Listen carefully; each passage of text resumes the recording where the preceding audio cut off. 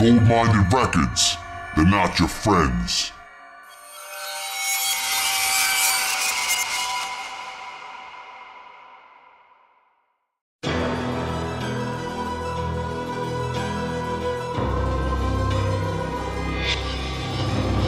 Welcome to Horror Headquarters, a weekly horror podcast. I'm your host, Klive Kraven, with my lovely co-host, Naya Banks. We are here to bring you the best in all things horror.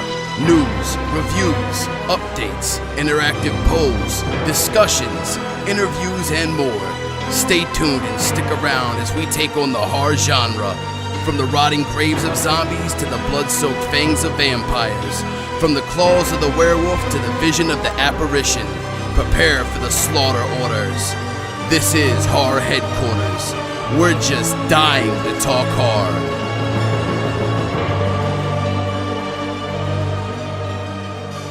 That's right, all kinds of epic goth violins from Romania and things of that nature.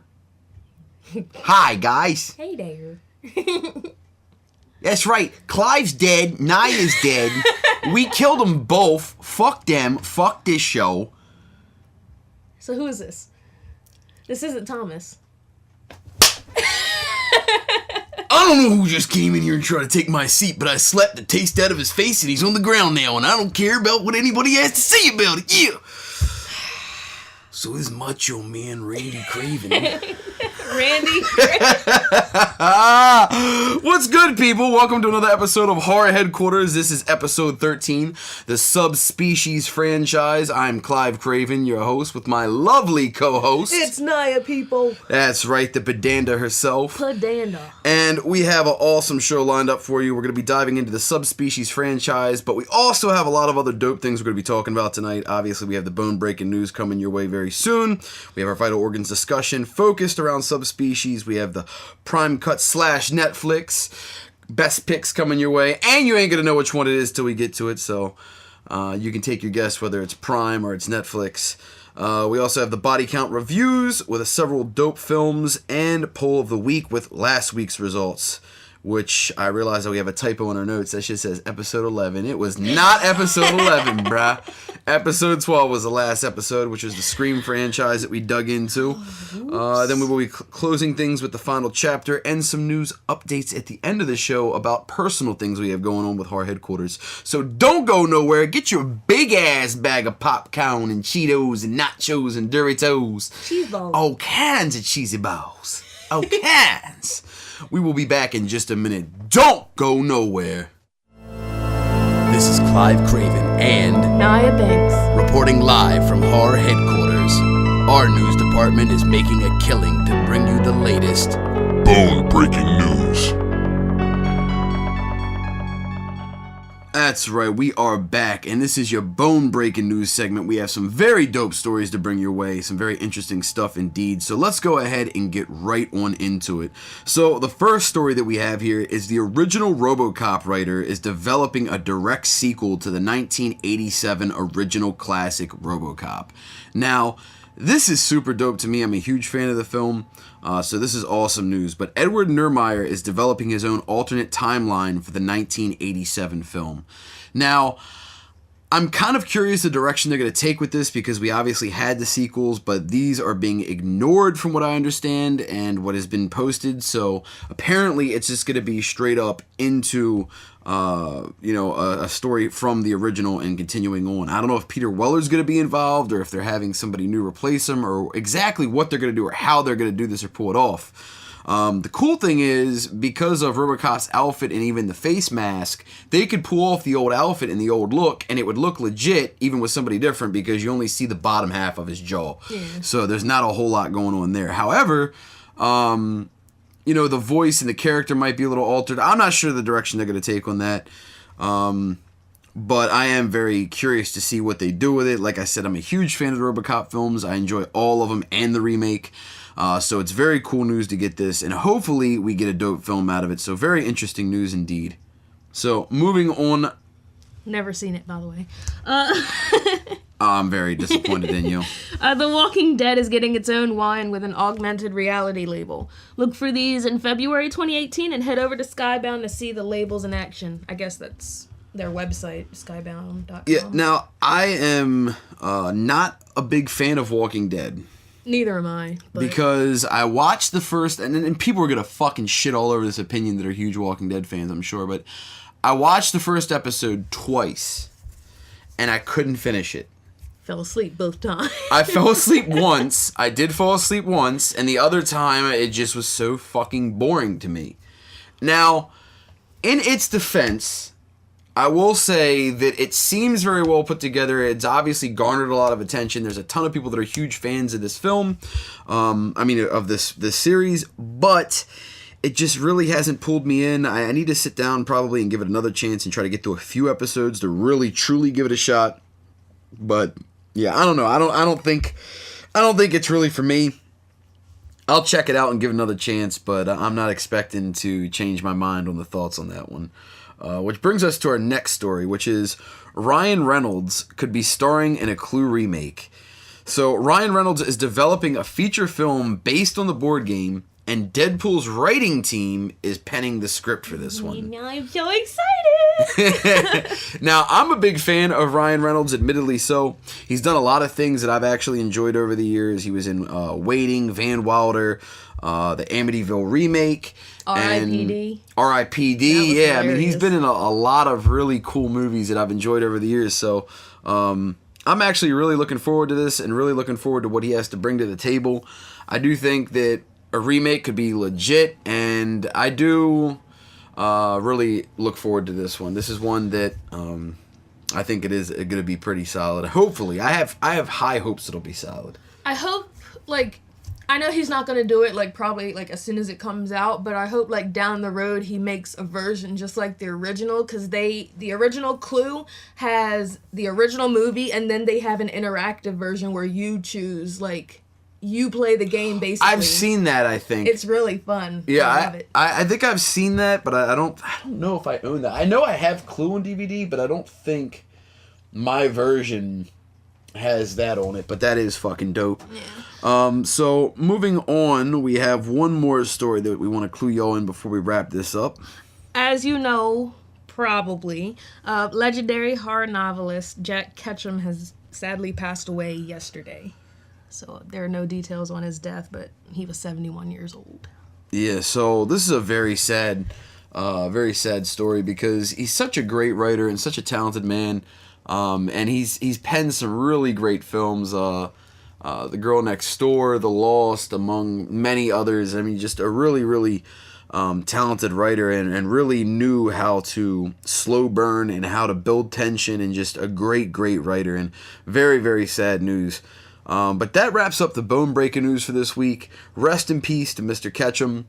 Hopefully you guys learned something that you may have not known about. Like I said, I'm very much so looking forward to that RoboCop film, so I'm sure there's a lot of heads interested in that one. Even though we talked about RoboCop not exactly being purely horror, it definitely has horror elements in it with the scene of the crash and bringing back a cop and making him kind of robotic. I mean, that definitely screams sci-fi horror to me. So definitely looking forward to that. Hopefully you guys enjoyed this segment. We are going to keep it moving. Go grab your nachos, your Doritos, your big bag of popcorn, your snot corn, whatever you need. Balls. Them cheese balls. Whatever you need. We'll be right back in just a moment. Don't go nowhere. And now, Horror Headquarters presents your feature presentation, Vital Organs Discussion.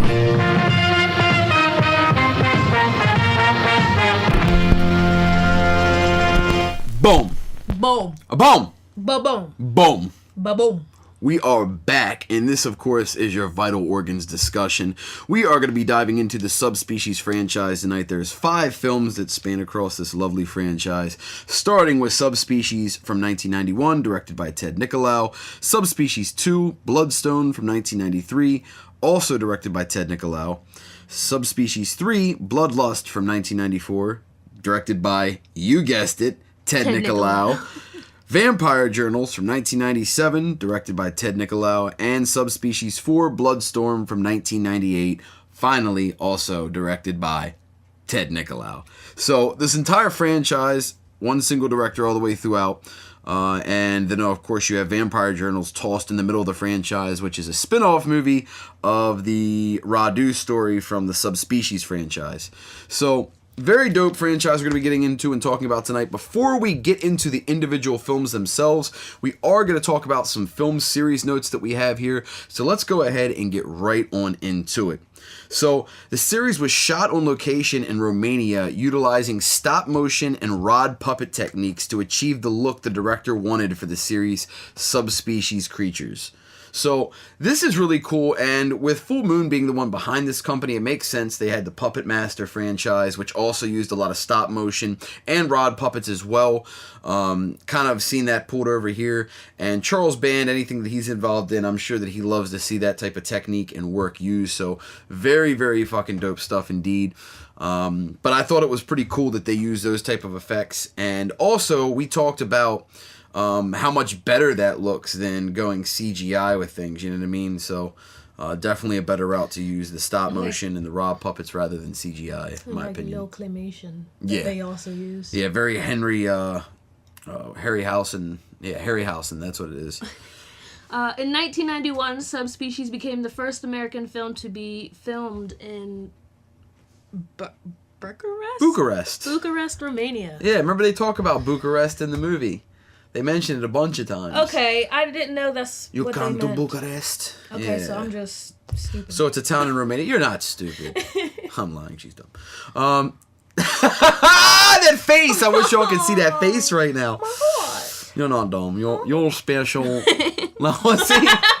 I try to like. No, I was literally trying to do like, oh, you're special. It just came out really bad. But yeah, very dope to know that this was the first film filmed in Bucharest. I mean, that's pretty interesting and a kind of a cool, unique thing that I'm sure Ted Nicolau likes to tout that. I would, you know what I mean? Like that's fucking dope to be the first one to film in a location, especially that late in time in '91. You would think by that point those locations probably would have been used, but they hadn't been, so that's very dope. The subspecies creatures, which were created from Radu's blood, originally began as local Romanian men in rubber suits. The men were filmed on overscaled sets to simulate the miniature size of the creatures. The performances of the Romanian men, along with the design of the rubber suits, caused Nicolau to rethink his approach. Nicolau brought in animator David W. Allen to assist him in creating more magical, quote-unquote, looking subspecies creatures. I read there was like a note on it was like the same note, but like somebody worded it differently, and they said it was because they were being too much, quote unquote, like extra, like I'm a fucking monster, bro. I'm gonna fucking tell you I'm back from Roger's blood. Blah, blah, blah. Yeah, that's pretty fucking funny. But you know what? I totally could see why they would do that, and I don't think it's bad or wrong when they decide to change things like that in a film. I think that if it needs to be changed, it needs to be changed. There's no reason to keep something if it looks like shit. You know what I mean? And Nicolau obviously made that call, you know what I mean, and went with a different approach, which, like I said, I'm glad he went with that approach and didn't use CGI. Now, granted, the technique they were talking about, guys in suits and using a larger scale to make things look mini, that isn't CGI really. So that could have been cool, but like you said and like we read, it just doesn't, it was too much. So it doesn't really fit the film.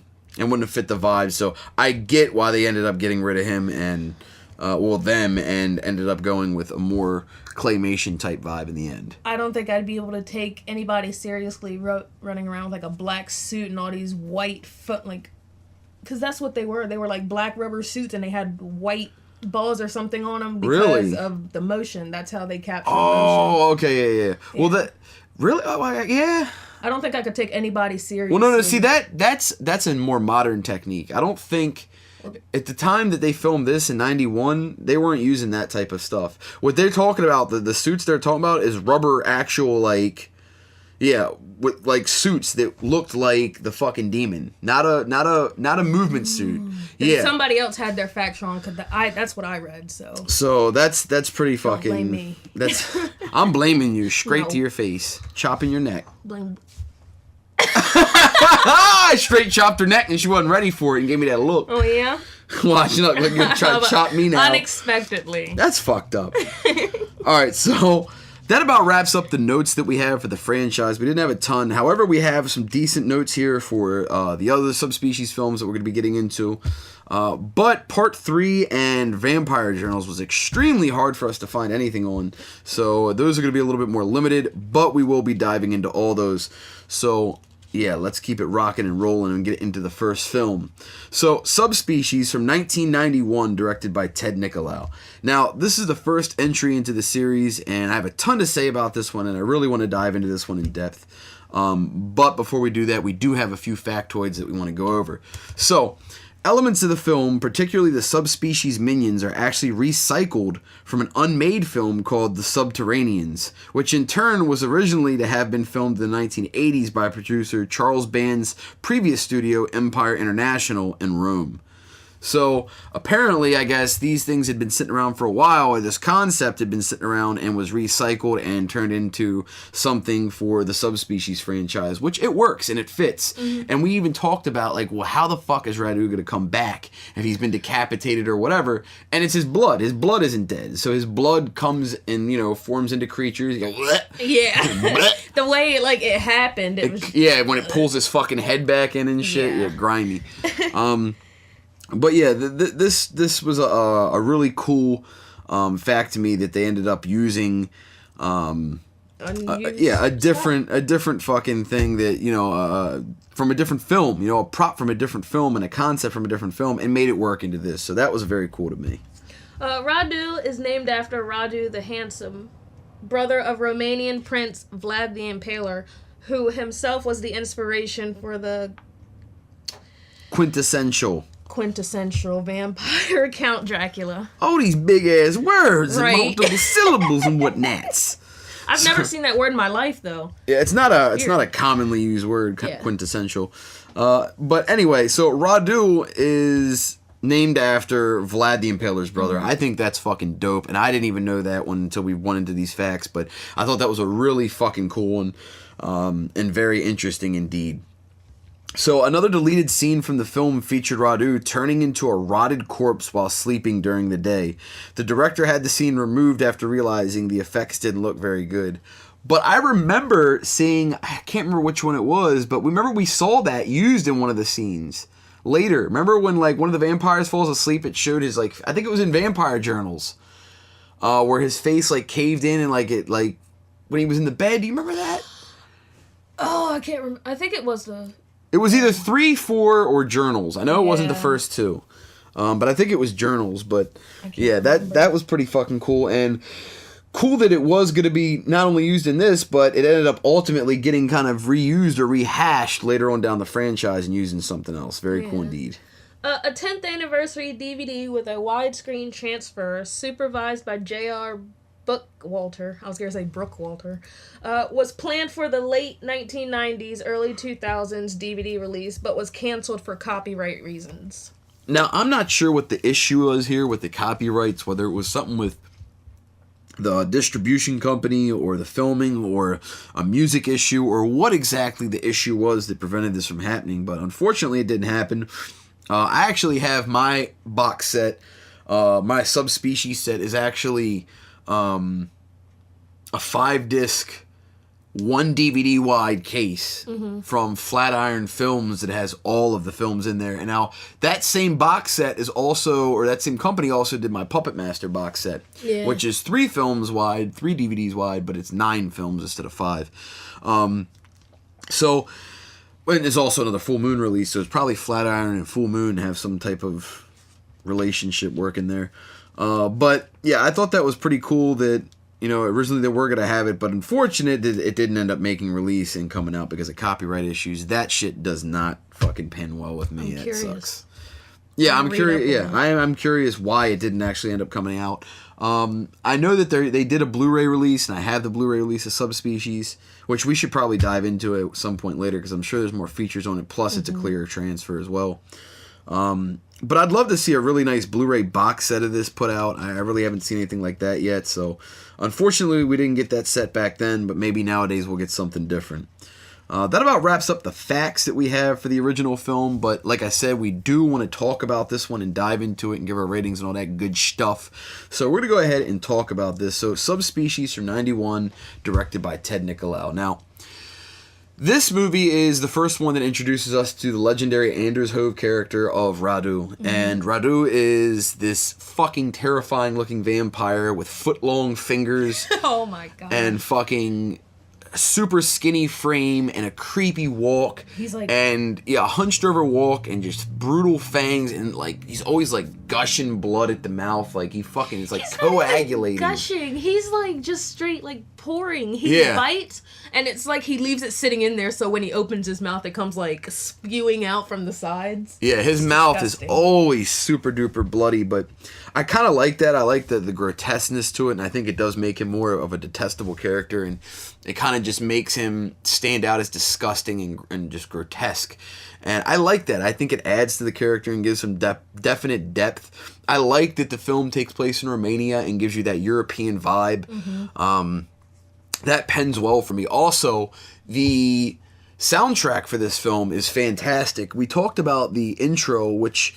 the theme music in the intro, which is actually used on the theme of this episode, which we always do. We always try to use the theme music or a song from the movie we build our show around for the intro music, in case you didn't know.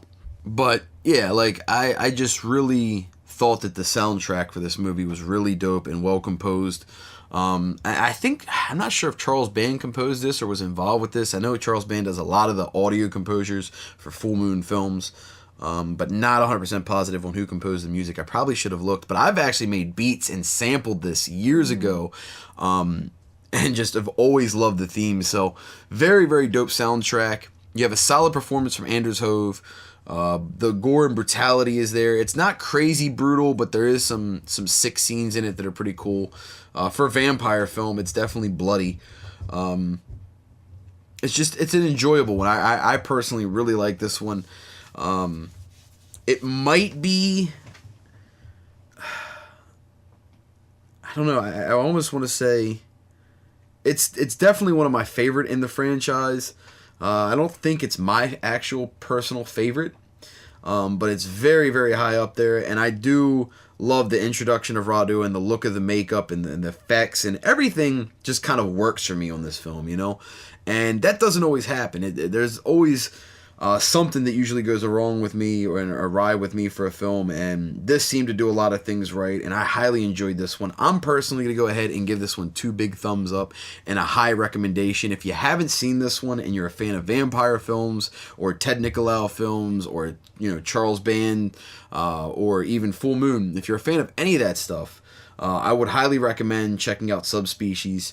Very dope flick, very well done, awesome fucking film. I just really, really enjoyed this one. So yeah, 2 thumbs up from me. What is your thoughts on this one?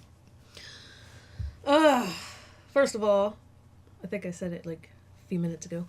Radu is very creepy. Absolutely. His blood, basically. I like how they looked. I was like, oh, little blood drops. Boop, boop. Like when they dropped, and I think it was at the end of the first one, and then I seen them like start spreading out, and it kind of creeped me out. I was like, "What the fuck is going on?" And then it was just like, and then it formed, formed into the little minions as they call them. Yeah, and I'm a fan of vampire movies. I mean, meh. I think you wouldn't consider Twilight a vampire movie, but I'm not a fan of Twilight. You consider it like a vampire and glitter movie. A shimmer vampire. A shampire. Oh my gosh, it's such a sham. Anyway, my rating, 1 thumb. Extra cheese. Extra cheese. Extra cheese on your joke. That's why you got that silence there. Yeah, I know. That's what it was. Anyway, so 1 thumb from you. I'm going to give this one 2 thumbs up. I really like this one. I thought it was super dope. Overall, 3 thumbs, universal. This is definitely one worth checking out if you haven't seen it. Go ahead and give it a watch. I don't know if it's streaming right now. I know that I have it on DVD, and that's how we checked it. So Not sure where you can check this one out, but it shouldn't be that hard to find. It's a pretty old film, but definitely dope indeed. So we're going to go ahead and keep it moving and get into the second film of the franchise, which is Subspecies 2 Bloodstone from 1993, also directed by Ted Nicolau. Now, we only have one factoid about this one, so we're going to go ahead and get into that, and then we're going to go right into our thoughts of the film. So this one was shot back-to-back with Subspecies 3. Basically, both of these films took place a year apart. Subspecies 2 in 93, and then Subspecies 3 in 94. And as soon as they finished with this one, went straight into that one. Yeah, and I'm glad to see that happen. They did that with Critters, and there was a few other movies that we've talked about in the past where they do that. They'll do things filmed back to back. Now, one of the coolest things there's a big pro and a big con to that, in my opinion. The pro is you're going to get the actors in the same look and feel and vibe as the movie before because it's so close together. And they're, you know what I mean? There's like no break. There's no time for people to gain weight, lose weight, age, any of that. It's going to be very consistent and cohesive. On the downside of that, doing a movie that fast, you're rushing possibly or probably to get it, you know what I mean, to get something else moving just then rather than taking a couple years to develop the script more or develop the storyline a little bit more. Yeah. So a lot of times there is issues with that, but I will say I think 2 and 3 are probably my favorite 2 out of the franchise, to be honest with you. 2 probably more specifically, I'm going to say this on the record, I do think that 2 is probably the best one out of the franchise. 2 is probably my favorite one. So let's go ahead and get right into our thoughts on these now that we've gone over the single factoid that we had. So Subspecies 2. This one sees Radu come back after having his motherfucking head chopped off, and he is back. And I think that it's dope that he comes back the way he does, that his minions bring him back to life and just reassemble his corpse, basically. I feel like that's like in real life, like when you bleed the scab, like it all comes together and there's definitely a kind of it feels like there's undertones of references to things in there, and I think that it's really cool how they had the minions work and how they had them end up being the way to revive him. I really do like that concept. Kind of like active blood cells. Yeah, and it's cool to see that stop animation used again, because there's not a lot of films, especially nowadays, that implore that. And this was kind of the end of the era for that, the mid-90s, when they really stopped doing a lot of that type of animation. And it's very cool to me to kind of see that brought back to life and to see what they did here with these minion characters, you know what I mean? I like that. I'm glad they didn't go that CGI route. I'm glad they didn't go the rubber suit route, you know what I mean? Yeah. I'm glad they kept to the still animation and the rod puppets to achieve that look and feel, because it does look a lot better. So, as a rating for this one, I'm going to say 2 big thumbs up right off the break and get that out the way. The reason I like this one more, it just seemed a little bit more refined. It didn't drag on at all. It didn't have a slow start. The action was established. Radu had already been established as a character. It's just a little bit more gory, a little bit more, scary with having Radu in there. And then, obviously, the chick comes back, and it's more focused on her. I can't remember her name. Michelle? I think Michelle, right? Michelle, the one who was bitten? Or her sister? The one that got bit in the beginning. Michelle was the one who was bitten, and Rebecca is the sister. Yes, okay, so the Michelle chick, you start to hate as the films go on, and you start to get a little bit of that in this one. You feel bad for her in the first one. You're like, oh no, she's been bitten, I feel bad. Yeah. And then later, like, she just starts to become a total fucking bitch. She's like playing innocent, but then she's like still evil. She's like, oh my gosh, why would you do this? And then she's like going off and biting people. It's like, whoa, what? What are you doing? Yeah, there's definitely some dissonance there and lost space between her playing the innocent victim and actually being a ruthless bitch. And it just it doesn't pan great out for me, but whatever, there's always supposed to be a hateable character, and she definitely delves into that. She actually switches from a likable character to a hateable character. Someone you sympathize with to someone you end up despising. Yeah. What I don't understand is, like, in the middle of the movie, you remember when she calls her sister to come and get her? Mm-hmm. As soon as she gets there, she tells her to go away. It's like, wait, you told her to come pick you up, and now you don't want to go? No, you have to leave. What? They're fuck Thomas.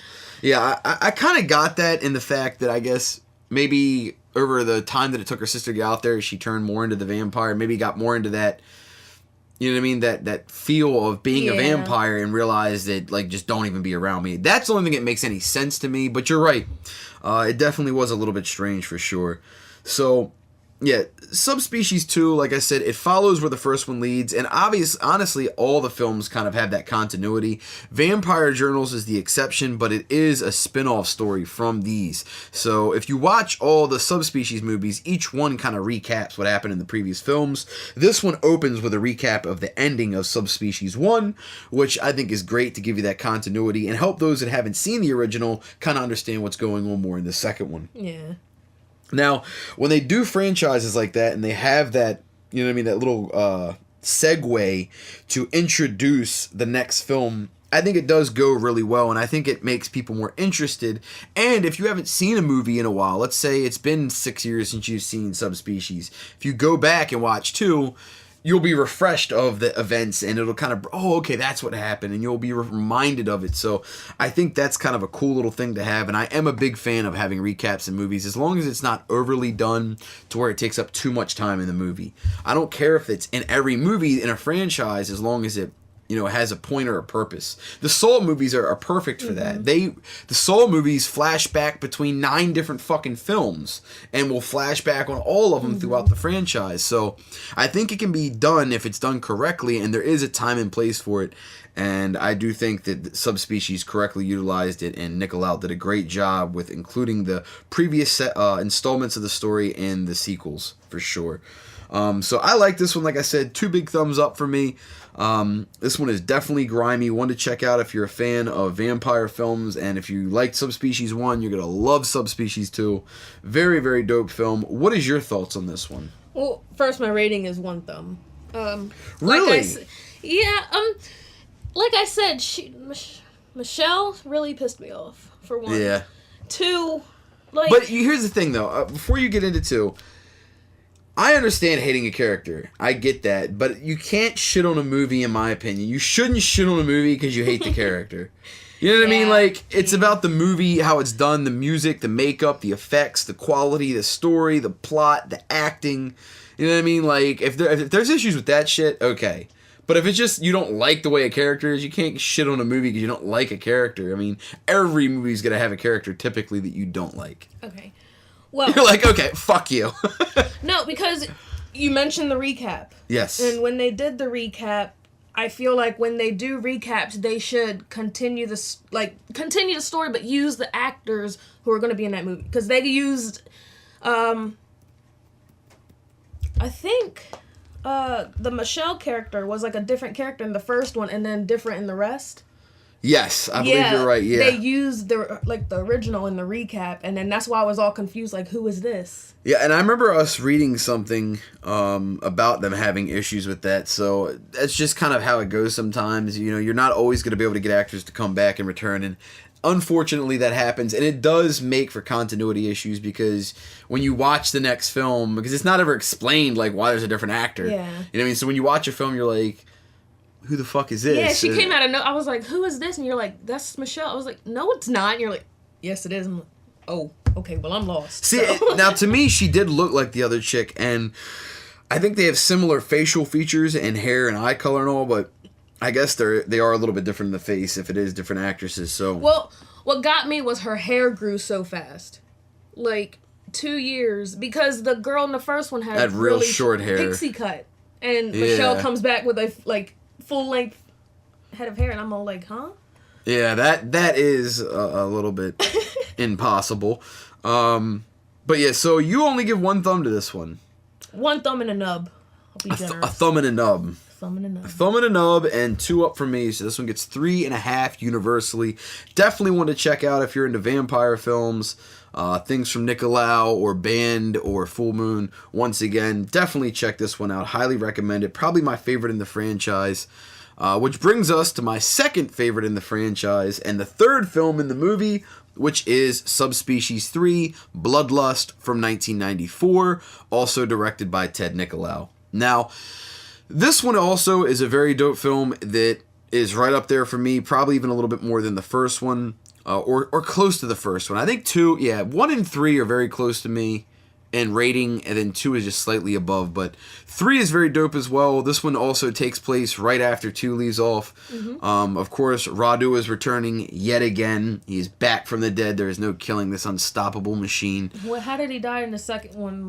Didn't he get he went out in the sun. I think Michelle, they were outside. He was trying to get back the bloodstone. Oh, yeah, you're right. Yeah. They were outside too long, and he was in the sun. Didn't he get pushed over and that the one? Oh, yes, he did. He got pushed over the ledge. And landed on the tree. And then burned up on the fucking tree. Yep. Yeah, that was pretty grimy. So, in 3, you see him come back with, obviously he's this burnt fucking mass, but his little minions have his blood drip down. Yeah, they have his blood drip down, and obviously they bring him back again. There's no stopping this madman. They look up and they're like, huh. Oh. How are we going to do this? Do you want some help?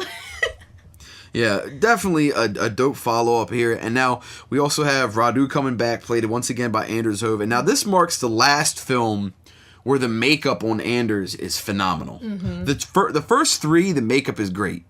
Yeah. The 4th one doesn't even have Anders Hoven in it because that's Vampire Journals.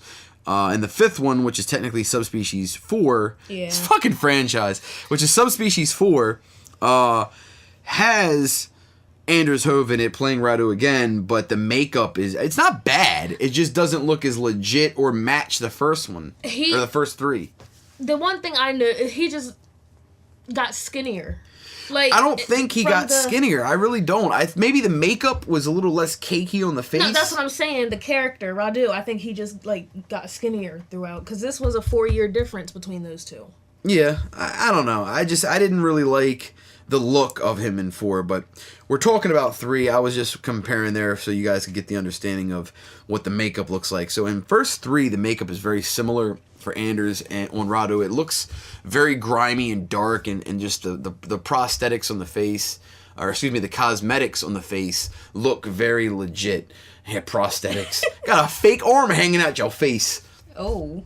But it looks very legit and just solid and grimy in the first 3, and that really stood out to me as being fucking one of the milestones of this franchise, having consistent, solid makeup. And the first 3 really achieved that. Excuse me. So, Subspecies 3, Bloodlust. This one, like I said, takes place right after 2. You follow the story, you get the wraparound, which brings you up to this point, and kind of explains where they're at in the storyline and what's going on. And from this point on, we end up going on a bit of a roller coaster ride and being introduced to some different characters in this one. This is where we meet Ash, I believe, correct? Yes. No, the 4th one. No, the 4th one. In this one we have... Who is the character that's introduced in this one? Oh, I think it's a guy Rebecca liked. I don't know. She met somebody down there, or he came there with her because they're from America, right? Yeah. Yeah. I think was it the lieutenant, the officer? No, I think he was. No, that was director, 4. Because I don't know. His name started with a B. Bitch ass. Bitch ass. Bitch ass Mark. Bitch ass Mark Buster. No, but B&B. But yeah, so this one is really enjoyable. I do like this one. I think that the gore's on point, the music's on point. You got Anders Hove returning. The makeup is solid. Acting is solid for a lower budget joint. The acting in all of these is pretty solid for the most part, actually. I didn't think there was any points where there was straight up bad acting at any point, really. Yeah. So that's one thing that I can definitely say for these films, that it definitely sticks true to, that it does have solid acting throughout all 5 of the films in the franchise. So, yeah, this one for me is definitely 2 thumbs up. I like this one as much almost as I liked Part 2 and the original. It's very high up there. It's definitely better than the last 2 entries, Vampire Journals and The Awakening. Yeah, I really like this one. I think this is the last really good entry in the franchise that was, like, really good. Although I do like Vampire Journals. I don't want to talk shit on Vampire Journals because we hated that one when it first came on for the first half hour. And then we ended up actually liking it by the end. Like, halfway through, that's when it, like, started, like, getting Picking better. up, yeah. It was very slow starting. But what is your thoughts on Bloodlust, or Subspecies 3 Bloodlust? I can say, well, first, Michelle starts being a fuck ass in the second one, but this is the movie where she really is a fuck ass. You fuck ass Mark bitch. No, but like you said, the acting was solid, and then the continuity continued. The recap was the recap was a lot better, like, to me. So, I mean, I don't know. I don't really have much to say about it, to be honest. I mean, I can give it 2 thumbs up because I do like the beginning where how they put Radu back together. He drips off the tree and then the little monsters, like, look up and they're like, oh, how are we going to get him down from there? And then everything, like, his whole body just falls. Old droopy body. Because it's all, like, burnt and whatnot, and it just fell off the tree, so. Charred Charlie. So, Bloodlust. You give this one 2 thumbs up. I give this one 2 thumbs up. This is a universal 4 thumbs up. So this is the one that we both like the most, it seems. Well, not the most. I'll say the second most for me. 2 and 3 are very high for me, and so is the original. But 2 out edges the original, and 3 for me. But this one was very dope. We highly recommend this one. If you haven't seen it, check it out. Like I said, if you're a Nicolau fan, or a fan of Charles Band, Full Moon, Vampires, this is definitely one to check out. Definitely an enjoyable entry into the franchise for sure. Now, this brings us to the 4th film in the series, which is a spin-off film of the Radu story, and pulls away from Radu at all. He's not even in the film. And that is Vampire Journals from 1997, also directed by Ted Nicolau. Now, this one to me is interesting because you almost have none of the characters from the original franchise, but there's a couple sprinkled in. And there's some segues from the first 3 films that kind of filter into this one. And they also filter back when they bring Subspecies back again a year later for Part 4. They bring them characters back again and kind of continue that continuity. Yeah. Now, I do like that, but at first, you and me were lost on this shit. We actually had to go online and look up how this story was connected to the Subspecies franchise during watching it. Now, we didn't finish watching it. We watched about half of it, and it didn't explain enough for us to be like, okay, we get who these characters are and how they're connected. It was like, because I remember, like, a narration in the beginning, and it sounded like a diary entry. So after I read it, and it was like, oh, well, it's basically a diary entry, and you're of Ash or Zachary, yeah. And you're, like, looking into how everything came to be, basically, like the legacy in the past and whatnot. Yeah, a prelude to how I think how Ash ended up dealing with Radu or meeting Radu, or this is prior to, I believe. But I did like that. This one is actually really cool. Like I said, the beginning, the first half hour or so is going to be a boring drag fest. You're going to kind of think, well, what the fuck am I watching? It's a lot of dialogue. There's really no action. It's very slow. It's very slow starting with no action and kind of just boring dialogue in the beginning. But I did think that it ends up being pretty good in the end, you know? As you watch the movie, it does get a little bit more, you know, intriguing. There's more to the story. It links back to Radu, and you kind of understand the point of this backstory being there and what it's explaining. Now, like I said, when we first started this, the first half hour, when we came back to finish this, I swear to God, I almost told you, I don't even feel like finishing it. I almost did, but then I was like, I can't really do a review on it and talk about it on the show if we don't finish it, number one. Mm-hmm. Two, I know that some movies start off pretty rough and then do get better, so I wanted to kind of finish it anyway. But at first, I was just like, man, fuck this movie. Like, I wasn't even willing to really finish it. And I even told you, I was like, this movie's whack. Because we had to come back and finish it. We started it, fell asleep, and had to come back and finish the next day. And I was like, I don't even care if we finish this shit is whack. Like, I was shitting on it so hard. But it's getting better. yeah, I was actually surprised it did get quite a bit better. And I'm glad that I waited and gave it the time to get better, because I could have easily just been like, nah, fuck this, and, cut it off. But like I said, then I'm not watching the whole movie, and I can't talk about a movie on here and do an accurate review and talk about it if I'm going to cut it off. So I had to finish it out and, make sure that I watched the full movie. And I'm glad that I did, like I said, because it does get quite a bit better. And it does become a bit more enjoyable. I will go ahead and give this one a 1.5, so a thumb and a nub. I actually did like this one. I didn't love it. I do think it's better than probably The Awakening. That's probably my weakest one of the series. Subspecies, The Awakening, which is the fourth. Or Bloodstorm. There was 2 different titles on IMDb. Oh, you're right. Yeah, Bloodstorm, yeah, you're right. I wanted to mention that. So I didn't Bloodstorm know / The Awakening. Yeah. And Bloodstorm is actually the one that I'm more familiar with as well. So, yeah, the Vampire Journals is a solid one. I just don't think it's quite as good as the first 3 entries. I do think it's a cool spinoff, and I do think it's better than Part 4. So, 1.5 for me, highly enjoyable. Definitely a cool spinoff if you like the Subspecies franchise. What was your thoughts and rating on this one? My rating is a thumb and a nub as well. My thoughts, like you said, I mean, in the beginning I was lost. I was like, what is going on? I don't follow. I'm lost. I would zone out. There were times where we would start talking in the middle of the beginning half of the movie, and I was just like, I don't even care. But fuck this shit. But then once it started getting better, it was just like, shh. Silence of the Lambs. I remember seeing the guy who played Zachary in another movie, and he also played a vampire.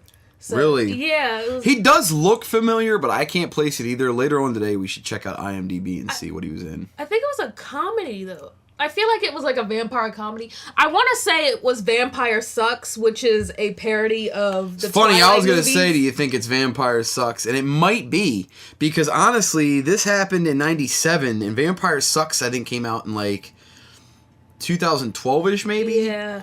So it would have only been about 15 years, which wouldn't have been crazy long. Maybe even less than that, because his face really didn't change. I'm about to say, maybe less than that, because even they film movies a couple years before they release, so it might even have been less of a time frame than that, but yes. Yeah, seeing him, it was just like, oh, he's a vampire again, so it's not I wasn't surprised, basically. I knew what he was capable of his performance and whatnot, so it wasn't really Zachary who was like, oh, this movie sucks. It was just why? A lot of dialogue and no action. Yeah. It lacked action. Yep.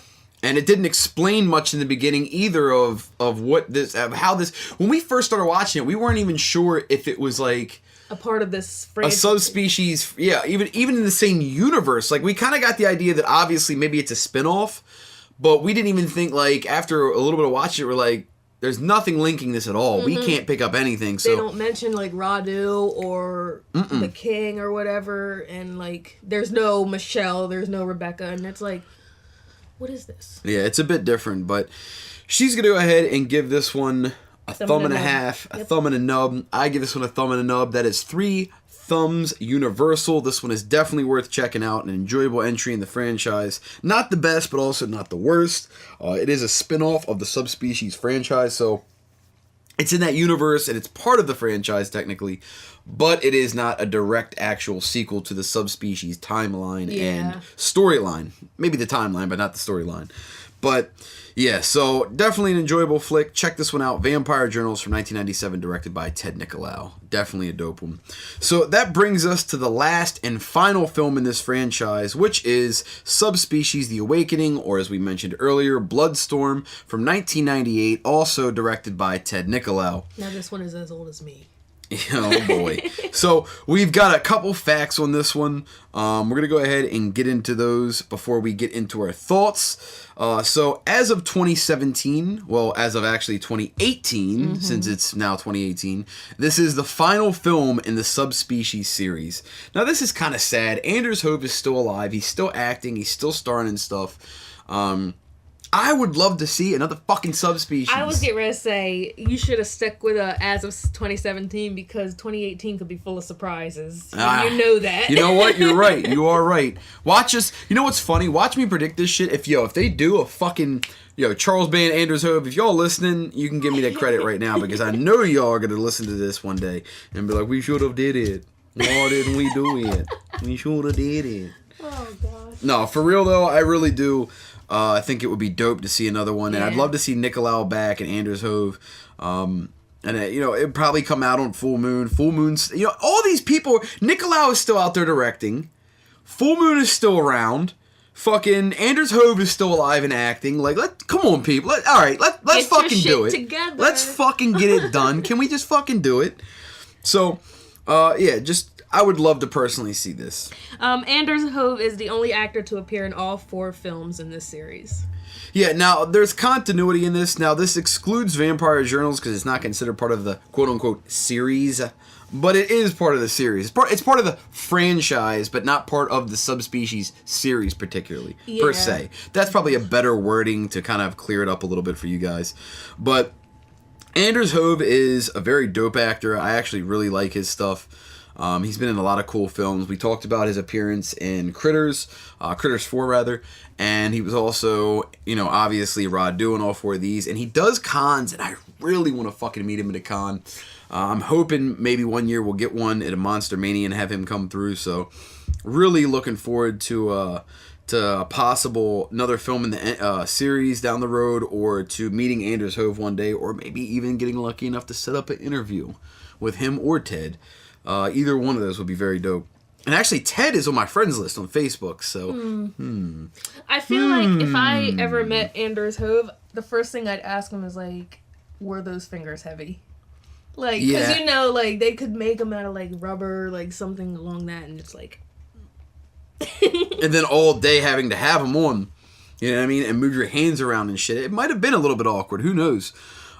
So the last fact that we have here is when Kevin Spertus and Melanie Shatner were unable to reprise their roles as Mel and Rebecca from Subspecies 2 and 3, Ted Nicolau wrote that their characters died in a car wreck right at the beginning of this film.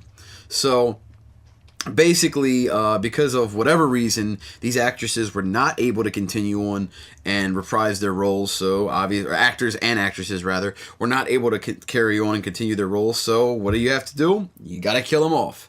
It's really the best option and the best way to go about it. They mention this in the film as well, that they passed on a car accident. So there is some type of explanation. It's just not a cut of characters out. They do have an explanation for why they're not involved in the franchise. So that about wraps up the facts that we have for this one. We are going to go ahead and talk about this one, though, before we get into our final thoughts of the franchise wrap-up. So basically, this one is the one that I thought really was kind of bad. This is the one that stands out to me as definitely the weakest link in the franchise. The worst makeup, the least quality effects. Even the intro comes off a little corny. I understand at the time, though, that at 98, that shit looked fly. It was dope looking, and you gotta keep that in mind, too, when things come out. But I feel like the older entries had better intros. Maybe it's because I'm a nostalgia guy, and I like that look more, but I don't know. I wasn't a huge fan of this one. It's cool that they brought Anders Hove back, and it wasn't that long ago, 98. You know what I mean? Now that I think about it, it's 20 years ago. I was gonna say. Fuck, I'm old. But it's just dope that they brought him back and he did appear in another film. I just wish it would have been a little bit better put together. I think the first 3 Subspecies are absolutely fucking fantastic. I think they're masterpieces.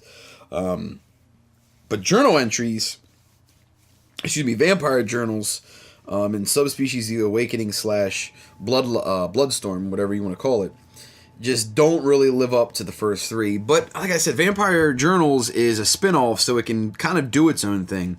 Awakening or Bloodstorm is a legit sequel to the franchise. It is Subspecies Part 4.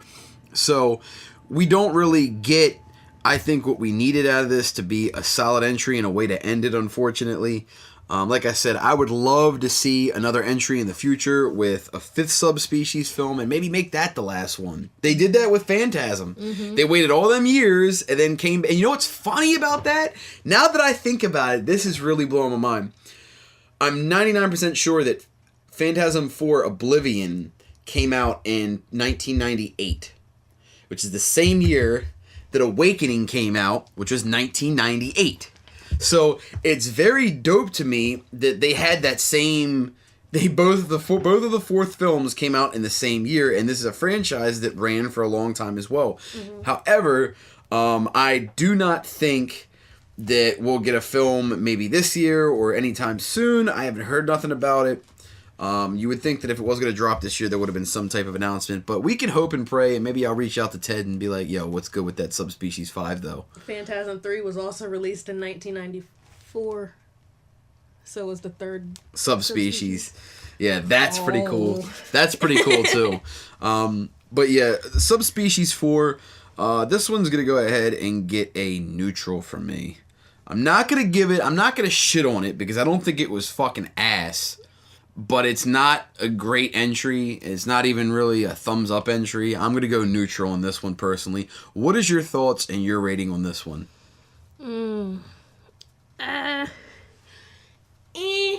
Okay, my rating, I guess, would probably be either half a thumb or a full thumb.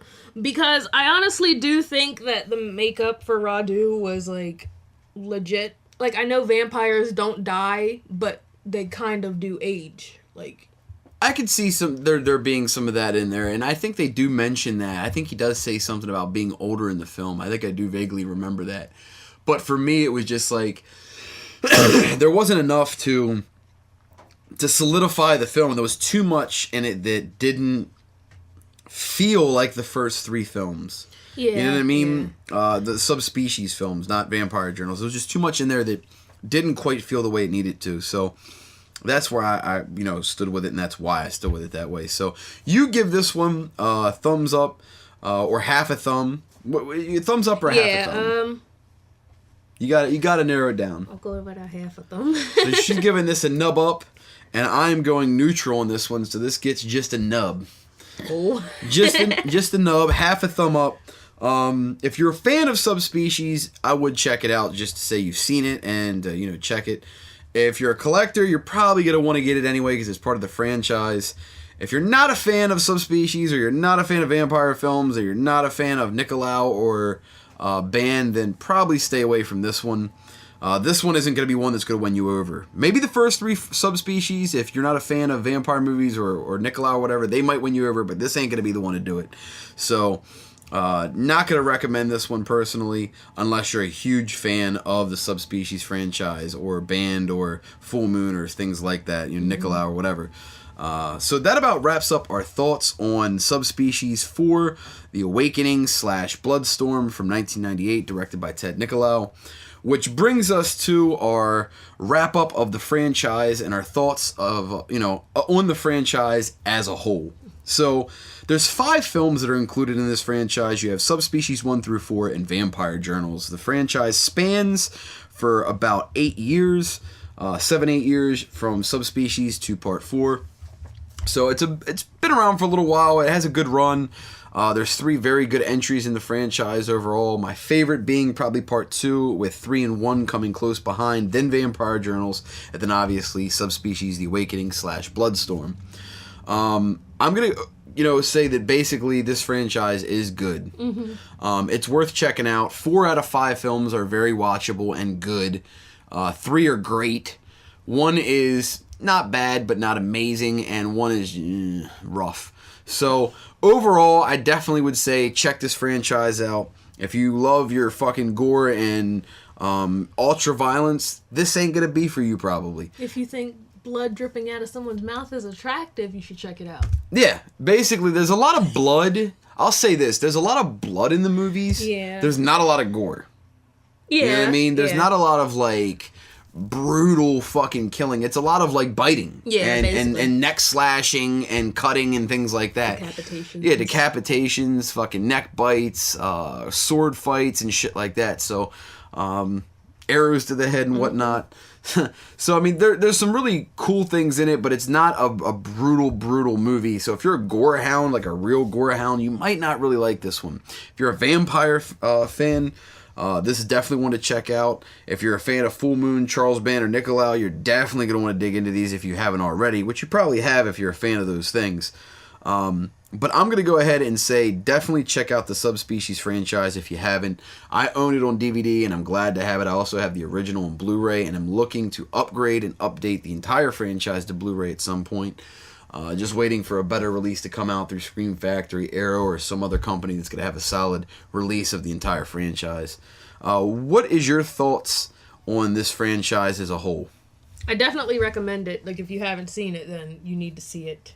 If you don't have it in your collection, you need to get it. But, like he said, 3 of them were great. The other 2 were just, like, meh, iffy for me. But overall, I do think it's a good franchise. Oh, I did enjoy all the movies. So, at least, as long as I enjoy them and whatnot, I feel like that's all that matters to me. Like, there were a lot to talk about while we were watching them. So, what would be your rating of the 5 films if you had to go worst to best? So 5 being your worst, 1 being your favorite. Your personal favorite, not the quality of the films, which ones you like the most. What is your top 5 rating on these? Okay, starting from 5, I think Bloodstorm would be 5. Okay, so part 4, Subspecies The Awakening / Bloodstorm, Subspecies 4. Okay, that's your worst one. Vampire Journals would be my 4th. Number 4, okay. What about number 3? What's your third choice? I think Subspecies 2. Subspecies 2? That's a good one. The first one for number 2, and then the third one is your favorite? My favorite, yeah. Okay, that's fair enough. So your top 3 were my top 3 as well, although in different order, and your bottom 2 were my bottom 2 as well, in the same order. So, very, very similar thoughts on these films overall as a whole. But yeah, like I said, if you're a fan of vampires and Nicolau and Band and things like that, definitely check this franchise out. It's a fun one to get into. I love the Radu character, and I'd love to see him come back. We can hope and pray for a Subspecies 5. I am going to reach out to Ted. Teddy, I'm coming, bro. I'm coming to message you on Facebook very soon, so expect it, son. But that about wraps up our thoughts on this franchise, and that about wraps up our Vital Organs discussion. We're going to go ahead and keep it moving into the next segment. Don't go nowhere. We'll be right back in just a few moments.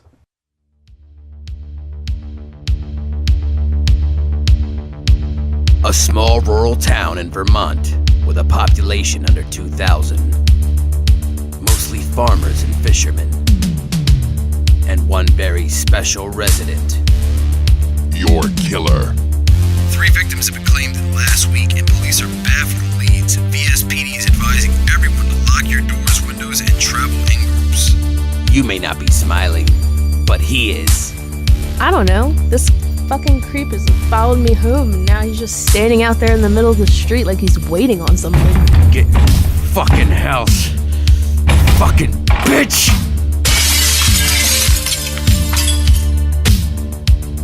You know, I like that. I like that you fear me. I can smell that sweet stench of fear pouring off that pretty little face of yours. Coming this summer, Your Killer Smiles.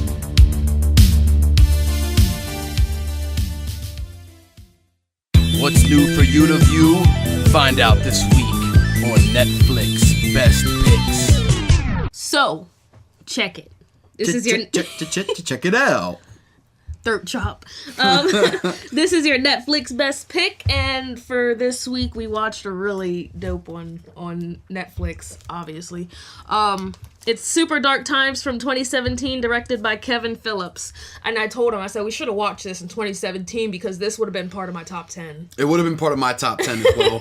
And I actually got to go back onto the website and add it to my honorable mentions because I don't think I have it in my honorable mentions, and it definitely should have been. So yeah, Super Dark Times. First off, there is a full in-depth detail review of this on the website. Please visit horrorheadquarters.com. Go to our news section. Actually, it's not in the news section. If you go under our articles and look for film reviews, you'll see it in there. That's right. Go to Horror Headquarters right now. And if you don't, I'll take a razor-sharp, hot, deadly wire and slice it through your esophagus at lightning speed. Do it now! But yes, Super Dark Times. It is a very dope film, and it's very enjoyable. Like I said, there is a review on the website for it if you want to check that out and see my thoughts a little bit more in depth there. So you're on this, basically, a fucking roller coaster ride with these kids and kind of seeing what happens after a traumatic event. I'm not going to give away any spoilers in this one just because it's so dope. I really don't want to give away much on it, and I want to keep it spoiler free. So I'm going to do that for the people that are listening. So no spoilers in this review. I will say there's a very traumatizing event that happens to this group of kids early in the film, and that isn't even the climax of the movie. That is a very dope pivotal point, but it is not the center of the film as far as what ends up happening. So this movie is very, very cool. It starts off with these group of kids hanging out and having a good time together, and something just goes awry. And I'm not going to say what happens, but things just go fucky. And for the rest of the film, you're dealing with these kids that are very, very young, dealing with the events of this, what happens to one of their friends, and them trying to cope through it together, and they're all fucked up from it. And rightfully so, because of what happens is very traumatic and brutal and just, I mean, it's graphic. Yeah. And I totally could imagine being that young and seeing that and going through that would totally fuck you up in the head. And it ultimately does fuck up some of the people in the head and sets off a trigger of events that is very out of left field. And it is not the direction that I thought the film was going to go either. And that was very surprising. So I really like this one. I thought it was phenomenal. Very, very well done.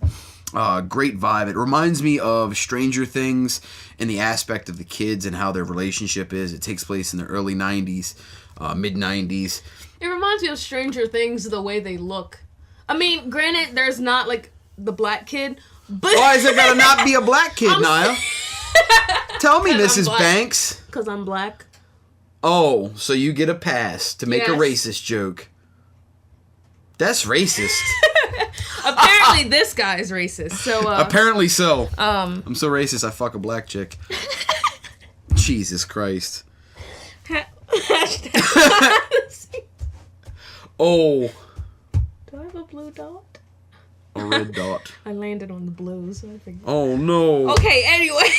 Oh no, fuck! But like, just like they relate to Stranger Things, and then they remind me of The Goonies. That's what I got a vibe. It was like a more darker, more serious horror version of the Goonies. Yeah. You know what I mean? Like, they're kind of on this adventure, per se. Not exactly an adventure, but they're dicking around like they're having an adventure, and you kind of go... The adventure comes when you go on the roller coaster ride with them through the events after what happens. You know what I mean? And it's not like an adventure film. It's not like they go out on this fucking journey or something, but you kind of feel like you're part of this group. The inclusion is what I think is what kind of makes it like Stranger Things and Goonies, where you feel like when you watch either one of them, I don't know about you guys, but I always felt like I was the extra character in the group. I don't feel like when I watch either Goonies or the Stranger Things series, either one of those, I always feel like I'm fucking immersed in there. Like, I am one of the Goonies. I am one of the kids in the Stranger Things. Like, it really does immerse me in that. And there's not a lot of things that do that, but I think this kind of does it too. You're kind of pulled into this world where you're like, man, I wonder how I would be reacting if I was one of these kids and if I was one of their friends. And, you know what I mean? Like, I understand why he did that, or I don't understand why he did that. Like, I like that relation and that understanding that's there that comes with it. So I highly recommend this one. Like I said, 2 super big thumbs up for me on this one. What's your rating on this one? 2. What are the big blow up gorillas? That's as big as my dolls. No. Big blow up In the gorilla car parking dolls. lot? I know what you're talking about. Big old Gojira. There's Gojira. But yeah, this is a really dope one. I highly recommend it. 2 thumbs up from her, 2 from me. That's 4 thumbs up Universal. This one is awesome. It is also streaming for free right now on Netflix, so if you have a subscription, go check that shit out immediately. Highly recommend it. One of the best of 2017 for sure. Would have been in both of our top 10 lists if we would have seen it. 4. It would have been definitely up there for me if we would have seen this one 100%.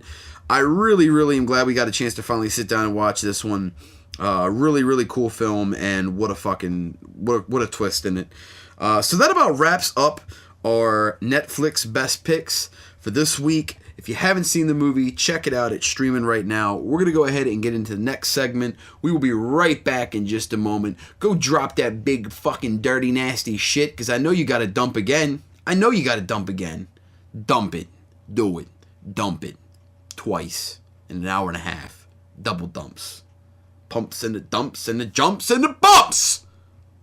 We'll be right back in a second. 1, 2, 3, 4, 5. The bodies are starting to add up. Body count reviews. Meow. Meow. So we are back, and this is your body count reviews, and the cat just meowed. So we have 3 films we're going to be talking about tonight, and that is going to be Evil Ed from 1995, directed by Anders Jacobsen. The Monster Project from 2017, directed by Victor Matthew. And The Phoenix Tapes 97 from 2016, directed by Phoenix Tapes Foundation. I don't know. When I looked up this movie, the Phoenix Tapes, it was saying something about the Phoenix incident and like coming up on like under. Well, the Phoenix incident is the Phoenix Lights incident did happen. This movie was based on a real story that happened in '97. However, the film itself is a film and not a documentary. Some people were trying to claim that it was a documentary, and that's why they didn't put the credits to make it seem like it was real. Clearly, it's not. The alien they use in it is clearly CGI, and there's no actor credits in it, but it's not a legit fucking documentary. Yeah. It's not. What it is a fucking film that's made to look like that. It's a found footage film is what it is. And I love the concept because I remember this happening. And I remember it being on the news and seeing the videos and being like, what the fuck? And I love the idea that it was turned into a horror movie, and I do like found footage, and I do like the idea that there's no actors mentioned and how they kind of did it, shroud it in mystery. That's actually pretty cool to me. But yeah, it's a weird film. But before we get into that one, we're going into that one. That's why I was like, why are let's you not still get talking? in. Let's not get in. Oh, excuse me. Killed me. Let's not get into that one. We're going to go ahead and start it off with Evil Ed from 1995, directed by Anders Jacobsen. So this one here I had known about for a long time. It had been on my watch list for a long time to check out. And boy, I have some shit to say about this one. First off, that dubbing. What the fuck happened? They fuck. Dubbing, that's what happened. The fuck happened to all the audio in the movie?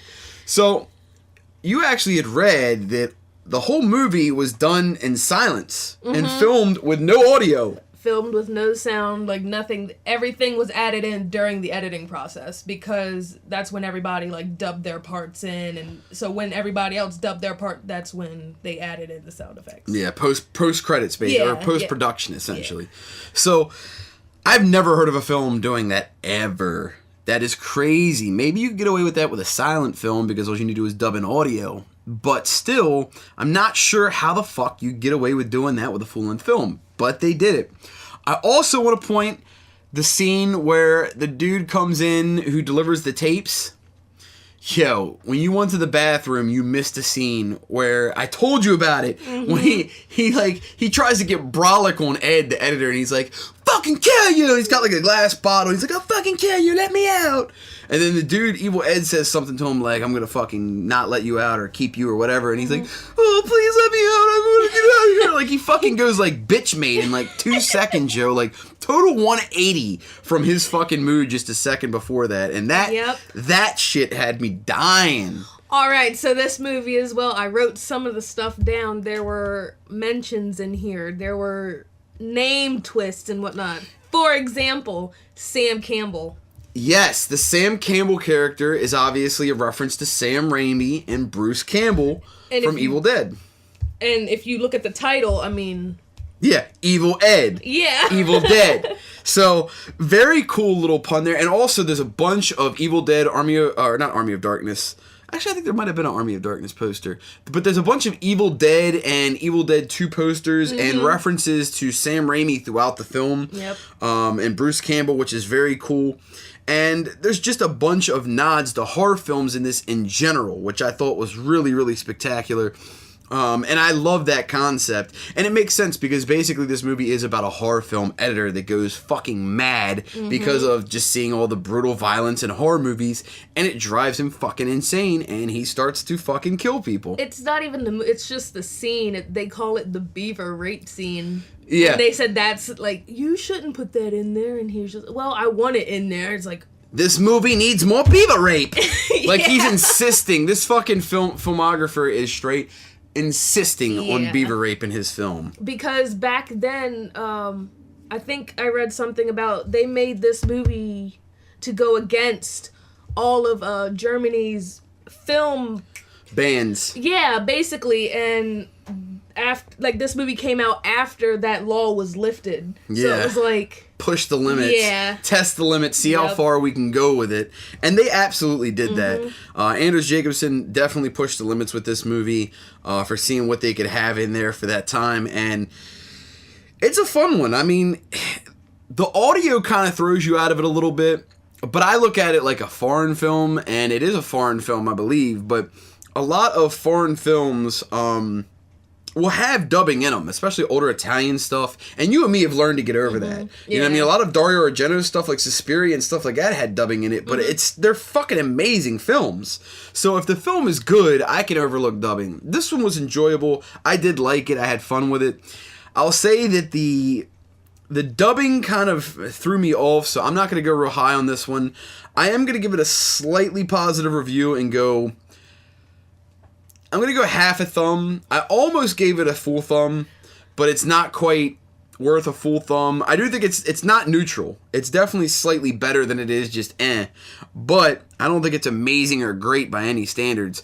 But it's definitely one worth checking out if you haven't seen it and you're a fan of, movie within a movie type deals like these. It is pretty fun and somewhat enjoyable, so it's at least worth checking out. What was your thoughts on this one and what's your rating?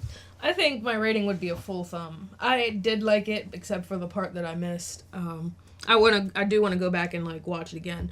I caught all the references. The dubbing, there was definitely some off sync times in there. Yeah, where the mouth just didn't match. Yeah, or there was one scene where I think a girl, she said something and her mouth didn't move, but the dubbing was there. Okay. Yeah.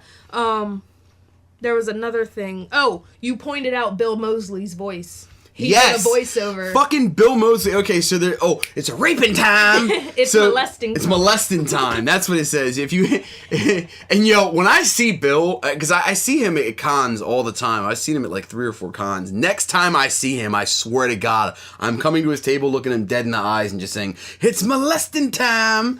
And I want to see. That'd be really fucking weird. I want to see if he can pick up what it's from. That if he remembers doing it, because this is voiceover work. This was not a character, and it was probably something that he did in a day or two, because voiceover works a lot easier. You don't have to dress up, you don't have to act. He's not in a bunch of scenes. It's just background audio, and they actually reuse the same audio throughout, so it's not even like he had a shitload of dialogue. Probably had a few lines and that was it. But I recognized the voice, and I was like they must be watching it, because you hear a chainsaw. And I was like, yo, that's from Texas Chainsaw 2, because it's Bill Moseley and you hear a chainsaw, and the time frame would have been right for that to have been out already. Well, come to find out, there was no movie. It was actual him doing voice work. Literally, that was not for a film. That was just him doing a voice for a fake film for the background. So I thought that was really cool, and I had to look that up, and we did find that out, and I thought that was just fucking dope. But yeah, this one is really interesting. She gives this one a full thumb. I give it half a thumb. That's a thumb and a half universal. Check this one out if you haven't. I believe this one is on Prime. So go ahead and stream that one if you haven't. Evil Ed from 1995, directed by Anders Jacobsen. Which brings us to our second film in this week's Body Count Reviews, which is... The Monster Project from 2017, directed by Victor Matthew, I believe. I mean, yes, I think I think it's pronounced Matthew, but it's like German. It looks like Mathieu. Matthew. It might be Matthew. It might. I know it sounds like a thing like this, Mr. Matthew, but it might be Victor Matthew. Yeah. So the Monster Project. This one, I had really high hopes for because we'd seen this one in a few different spots. We saw it on F Movies. I think we saw it on Prime, which I believe is where we watched it, and I also seen it online advertised on a few websites and trailers for it and shit.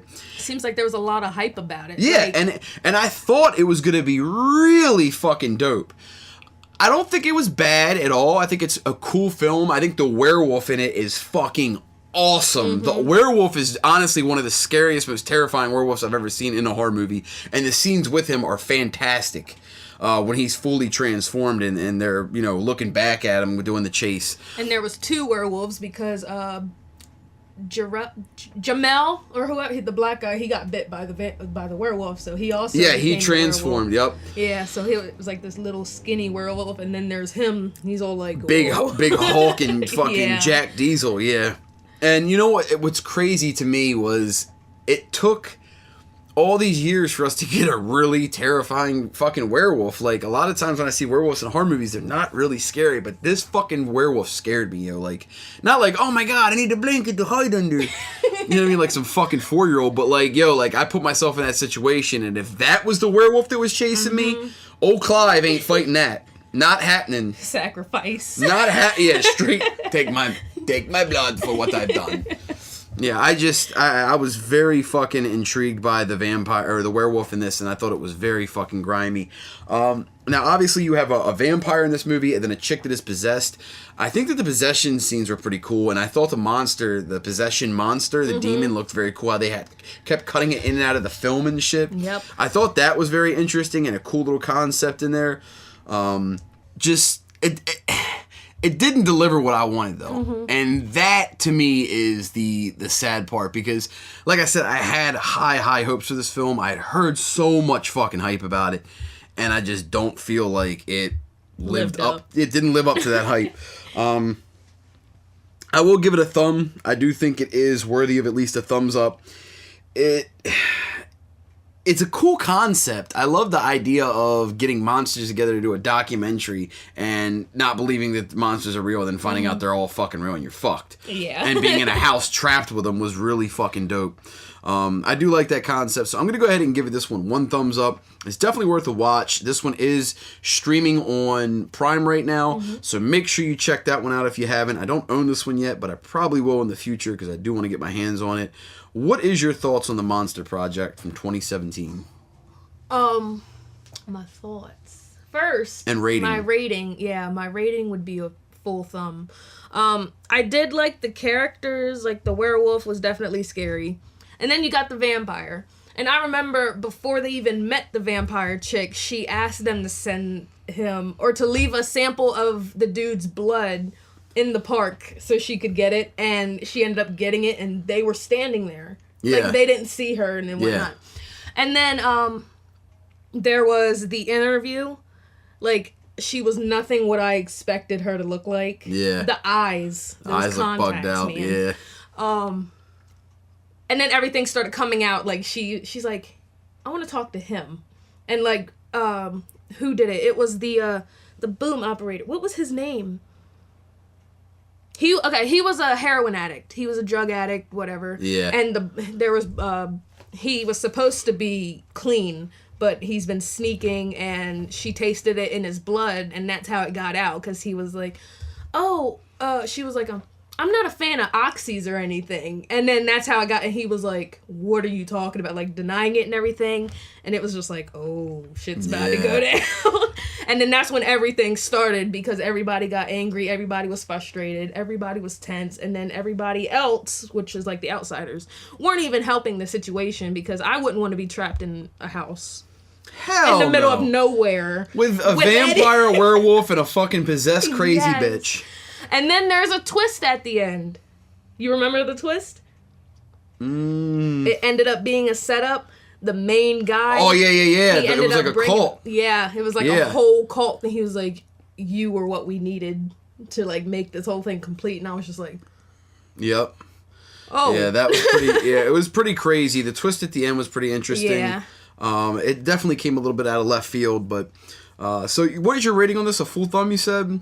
I give this a thumbs up, so that's 2 thumbs up universal from us for this monster project from 2017, directed by Victor Matthew, however it's pronounced. Pepe Le Pew. But definitely one to check out. So yeah, the Monster Project. Moving on to the last film that we're talking about in the body count reviews this week. We've already briefly touched on that, and that is the Phoenix Tapes 97 from 2016, directed by Phoenix Tapes Foundation, which is obviously just a name that they picked to put a producer or / director name there and have a credit to give, rather than give an actual name and make it seem like it was a real film with actual actors. They wanted to give that documentary feel. I think that was the concept with this, and I think that's why they pushed and marketed it. And people even talked about how weird it was that this movie does not have an IMDb. If you look this movie up, you cannot find it on IMDb. And like when I was doing the notes and whatnot, and I was telling them over and over, I'm like, babe, I can't find anything on this movie. Yo, you're not looking hard enough. No, babe. Well, no, I didn't think you looked it up right, or maybe you looked at like a wrong film. Because I've never heard of any, even low budget films. Yeah, and have independent IMDb's. films have IMDb. So, this was obviously a bigger film, not a huge one, but a bigger than a low budget one, like a micro budget film, and it just was very, very fucking hard to find anything on it. You know there what was I mean? no wiki. There's a website, but they didn't really touch like on the movie. They just talked about like the actual events. Yeah. So yeah, it's very hard to find stuff on it. Very interesting kind of take. It's a found footage film that dives into the actual events that happened, the Phoenix Lights incident, which happened in 1997. I wasn't even Born yet. She was a dustling. So we talked about this event that happened in 97, and like I said, I was young enough or old enough to remember it when I was a kid. Seeing it on TV and being intrigued and blown away by it and like, holy shit. So I thought that's what really sucked me into this movie, was the concept of a movie about that event. I thought that was what was really cool, and that's why I chose to watch this one and picked it out because of that. It kind of doesn't deliver like I wanted it to, but it's like a lot of found footage films where they don't show enough to really, give you what you need. But it makes sense, because if it's supposed to look like a real film done by like just a group of friends, then yeah, it's not going to be cinematic and have long scenes shooting on a fucking monster or an alien, because they're not going to want to, like, who would sit there and just film a fucking alien or monster coming at them? I'm sorry, but yeah, nobody's going to do that. So it's realistic in that aspect for sure. But yeah, there's just, not enough in this movie to really give it a full, really good rating. I will say it is a positive rating for me. I'm still going to give it a thumbs up. What is your thoughts on this one, and what is your ratings for this film? I honestly did like it. Like, I'd never heard anything about it. Like I said, I wasn't even born, so it was like Potato. And I've never read anything. I've never even, like, heard of this movie, seen anything about it. And it's like, yeah, me I didn't neither. even know it was, like, real until you said something about it. And then I seen the website, and it was like, well, damn. yeah, I'm just like, so this was based on true events. Yeah, those lights really did appear in the sky. It was like a red triangle of lights that was moving. I believe in New Mexico or Cali. It was somewhere out west. I think New Mexico is what really rings a bell. Or Arizona. It was somewhere out west. I can't remember exactly where. Phoenix, Arizona? Oh my god. I feel so dumb, yo. The movie is called The fucking Phoenix Tapes. Bruh. I'm like, Obviously, Phoenix, Arizona. Okay, so. That's fucking dumb moment of the day. I can't believe I just did that. I feel so fucking stupid. So no, if yeah, anything, I thought that this was like I believe all this stuff. Honestly. Yeah. Like I believe that there's life outside of Earth. Like, you know what I mean? Oh, me too, 100%. I mean, I think you'd have to be naive and foolish to think that we're the only things in existence on this fucking entire universe. Yeah. You know what I mean? Like, the universe is huge, and there's so many planets and galaxies out there, and They're not just going to be empty. yeah, there's obviously some other life forms out there. I'm not saying they're just like us, but there has to be some type of life form out there, you know, in all the other galaxies in the universe. So, definitely... I believe in aliens and UFOs and all that. But this movie is, like I said, I'm going to give it a thumbs up. I will give it a thumbs up because I'm just so intrigued by the events, and I'm a sucker for found footage. You know, it was solid. And you said you're giving this one a thumbs up? Mm-hmm. So we both give this one a thumbs up. That's 2 thumbs up universally from us on this one. The Phoenix Tapes 97 from 2016, directed by Phoenix Tapes Foundation. This one also is on Prime as well. So if you haven't checked this one out and you got a Prime account, do yourself a favor and give it a watch. It's definitely solid enough to check out. Maybe not to buy, but at least solid enough to check it out. So that about wraps up our body count reviews for this week. We're going to go ahead and keep moving into the next segment. Don't go nowhere. We'll be right back in just a moment. So drop them big dookie dukes. Stop. No, they got to drop 3. No, they got to drop 3, Naya. Nobody poops that much. Nahaya. No one shits that much. But you, okay? Anyway. I do not shit 3 times in an hour. Don't give me that look. We will be right back after this. After this shit. Wake up, kiddies. There's no time to sleep. It's time for the poll of the week. So, this is your poll. We're going to start off with episode 12, which was the Scream franchise. The question for last week, obviously, was what John Carpenter film has had the best score? We had 14 votes for Halloween. We had 10 votes for Escape from New York. 6 votes with Fog. And we had 3 votes for They Live. And honestly, I voted for Halloween, but that's the only John Carpenter movie I've seen besides Body Bags and Christine. And The Fog. And The Fog. Other than that, it's like I couldn't Yeah, choose. you haven't seen all of them. You've seen a few on that list, but not all of them. There were 2 votes for Big Trouble in Little China. 2 votes for Assault on Precinct 13. 1 vote for Christine. And 0 votes for Body Bags. Hold on. 1 for Christine and 1 for In the Mouth of Madness. I was going to do that one last because I didn't know what that was. I wanted you to explain that, but thanks for ruining it. Actually, you went out of order and fucked up, but I fixed it, so thank you. Thank you. Hello. How are you? Let's not do that ever again. Anyway, 0 votes for Body Bags and Prince of Darkness. I voted for Halloween, like I said. I actually voted for The Fog. The Fog was my vote.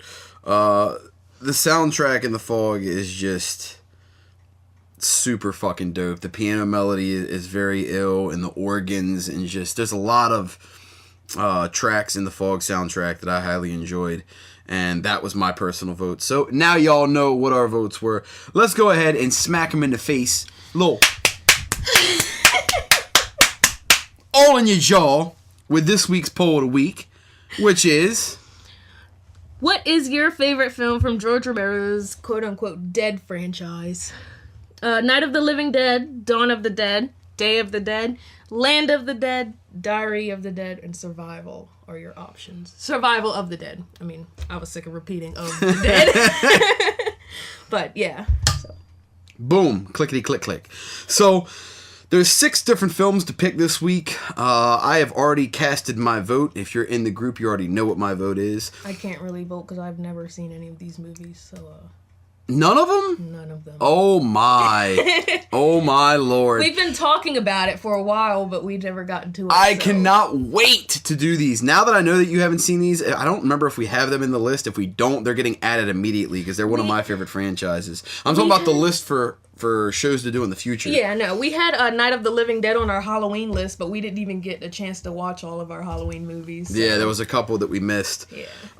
So yeah, you got 6 dope films that are in the picks for the Dead franchise. So make sure you get your vote casted in. You can do that if you're in our Facebook group. If you're not part of our Facebook group, just follow us at Horror Headquarters on Facebook, and you can get involved with our conversation discussions on our polls and votes and whatnots. Do it. So that about wraps up our poll of the week. Make sure you guys vote in next week's poll and get your shit casted. You ain't gonna know what I voted for or what she voted for until next week. Yeah. So make sure that you fucking get in this and check out these votes. But you know what? You can't even vote. Because you never seen them. I mean... How you gonna vote if you ain't seen them? So I just won't. I mean... That's what I'm saying. There's no way for you to vote. Like, I mean, you could vote and just pick one by a title. Yeah, but I'm not gonna. Yeah, because there's no point. There's no point if you haven't actually legitimately seen them. So I'll have to sit down with you and go through these one night, and we'll be doing a show on these soon enough. So should have put the Bloodline one in there, the newest one. Well, no, because it's not one of Romero's. And there's if you want to do that, there's about 30 films that are related to. There's Children of the Dead, there's Day of the Dead remake, there's Day of the Dead 2, there's Dawn of the Dead remake, there's Night of the Living Dead remake, there's fucking a shitload of them, and they're working on Road of the Dead, there's Queens of the Dead coming, there's a whole bunch of different things that are related to it. Shaun of the Dead, I mean, if you really want to go into all of them, I mean, there's just too many. But those 6 are the ones that are Romero's 6 films. Okay. Yeah, so go ahead, get your votes casted, and get get entered into our poll of the week, and we will go over the results live next week in episode 14, where we already know what we're talking about. I ain't gonna announce it on this show, but if you follow us in our Facebook group, you'll know what we're doing probably later tonight or tomorrow. I will be announcing that. And it is another franchise, and we started watching that shit last night. That's right. So that about wraps up the poll of the week and the results. I'm going to go ahead and move into the end of the show, which is the final chapter. Dun, dun, dun. So we want to thank you guys for spending an hour and a half plus with us going through the Subspecies franchise in this 13th episode of Horror Headquarters. Make sure you check out our website, which is www.horrorheadquarters.com. And also follow us on Twitter. We just set up a Twitter account, which is... It's the @ Let's Talk Horror with a capital L, capital T, and a capital H. That's right. So twitter.com/Let's Talk Horror if you're looking for us. So make sure you follow us on Facebook. Make sure you follow us on Instagram, which is, I believe, the Horror Headquarters on Instagram. Just Horror Headquarters, all lowercase. Oh, it's the Facebook that is the Horror Headquarters. Yeah. That's what it is. So I fucked that up earlier. So get that shit right. If you go to our Facebook, it's Facebook/the Horror Headquarters, and the Instagram is just Horror Headquarters. So follow us on there. And also, I want to mention that for our website, we are looking for writers right now. So if you're a writer, an editor, a film reviewer, or anything of that nature, get in contact with me. Shoot me an email, horrorheadquarters@yahoo.com. Shoot me an email over, and we will discuss getting you down with the team and getting you involved with our writing staff. So, that about wraps up everything. Oh, one more thing that I do want to mention. Special shout out to my dude Dave K. Dave Koenig. He just dropped the House of Skin magazine, the HOS magazine. This is a fanzine dedicated to David Cronenberg, and it is very, very fucking dope. I actually have number 20 out of 50 of a physical copy on my desk right now. You can download this for free right now on horrorheadquarters.com. Go to our website, get your free copy of the download. It is in the news section, and you will see the House of Skin article. Click on that, and you can get yourself the free download right now. Right now. So do that shit. Do it. Help support independent horror, Sean. That's what we do, Sean. Say Han. I wish you could see how far his jaw comes out when he does that. my jaw neck. My jaw What neck. neck? All right, thought I had a girlfriend. Guess I'm single. He tells me I don't have a neck all the time, so. But you don't. So, anyway. Oh, chop me in the throat. Yes, unexpectedly. She just tried to kill me. Anyway, that about wraps up this episode. Thank you guys for spending all this time with us on Heart Headquarters talking about the Subspecies franchise. We went over our bone-breaking news, which encompassed that news article on the original RoboCop writer directing the sequel to the 1987 original. Went over The Walking Dead getting its own wine-augmented reality label. Ryan Reynolds starring in the Clue remake. Legendary hard novelist Jack Ketchum passing away. We went through our Vital Organs discussion, which encompassed Subspecies 1 from 91. 2, Bloodstone from 93, Part 3, Bloodlust from 94, Vampire Journals from 97, and Subspecies 4, Bloodstorm from 1998. We went through our Netflix Best Picks, which was Super Dark Times from 2017, the Body Count reviews with Evil Ed from 95, The Monster Project from 2017, and the Phoenix Tapes from 97, Phoenix Tapes 97 from 2016. Yeah. We went through our poll of the week, gave you the results of last week's poll, and now we're ending it right now with the final chapter. Like I said, check us out on social media, go on our website, see what we have going on. Make sure you tune in next week for a brand new episode. And we're getting much, much closer to Monster Mania, so expect some very cool interviews and other treats coming your way in the very near future. We appreciate you spending this time. We hope to see you next week. You know how we do around here. We are just dying to talk car.